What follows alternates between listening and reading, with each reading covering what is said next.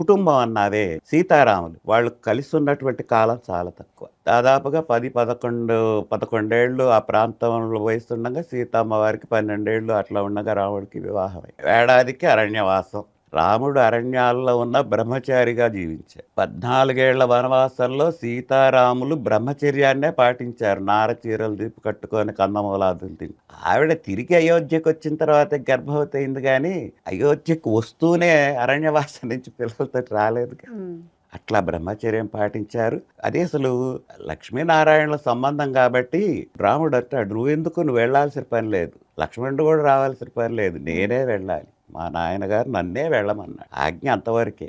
అప్పుడు సీత ఒక మాట అంటుంది, నువ్వు గనక నన్ను తీసుకువెళ్ళకపోతే మా కేకయ్య మా విదేహ రాజ్యంలో ఏమనుకుంటారో తెలుసా?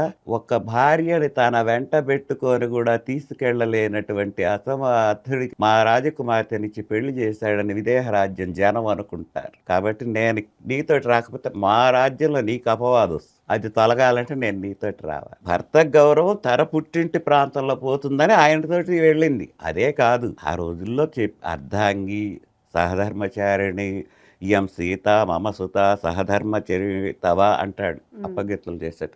ఈ సీత నీకు సహధర్మచారిగా వస్తున్నది కాబట్టి ఆయన ఏమి చేస్తే ఆమె అర్ధాంగిగా వెళ్ళింది, ధర్మం పాటించింది.